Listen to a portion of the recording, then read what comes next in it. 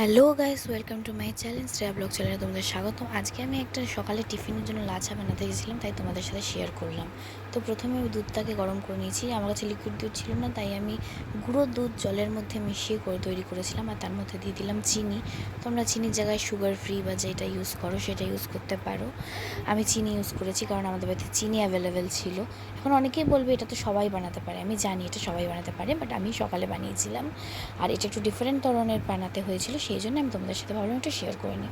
তারপর দুধটাকে গরম করে চিনি দিয়ে ওটাকে ভালো করে গরম করে তারপর ওই লাচাটা ওপর দিয়ে আমি এইভাবে দিয়ে দিলাম। এই লাচাগুলো কিন্তু এইভাবেই ওপর দিয়ে দিতে হয়, এটা আর একসাথে বানিয়ে সিদ্ধ করে না, এটা দুধটা গরম হয়ে যাওয়ার পর ওপর দিয়ে দিয়ে তারপর মিক্সড করে খায়। তো এই ছিল আমার আজকে ছোট্ট রেসিপি। আমি একটু টেস্ট করে দেখি কেমন হয়েছে। আর দেখো, খুবই টালটালে হয়ে গেছে কারণ আমার দুধের জলের পরিমাণটা একটু বেশি হয়ে গেছিলো। তোমরা এতটা জল নেবে না, তোমরা অল্প দুধ নিয়ে করবে। আর জলটা যেহেতু আমার মানে পাউডার দুধ ছিল, জলটা বেশি নিয়ে নিয়েছিলাম। লিকুইড দুধ হয়তো এটাও হতো না। তো বেশ ভালোই হয়েছিল খেতে। আমার চিনির পরিমাণটা আমি একটু কমই দিয়েছি, কারণ আমি একটু চিনিটা কমই করছি, অ্যাভয়েডটা করছি, চিনিটা বেশি খাচ্ছি না। তোমরা চিনিটা চাইলে একটু বেশিও দিতে পারো, সুগার ফ্রি যারা খাও তাদের তো আরোই বেশি খেতে পারো। তো আজকের রেসিপিটা এটাই ছিল, আর তোমাদের সাথে ভাবলাম শেয়ার করি। কেউ আর লেকচার দিয়ে লিখো না যে এই রেসিপিটা আমরাও জানি, এটা একটু ডিফারেন্টভাবে লাচাটা বানিয়েছি, সেই জন্য তোমাদের সাথে শেয়ার করেছি, আর কিছুই না।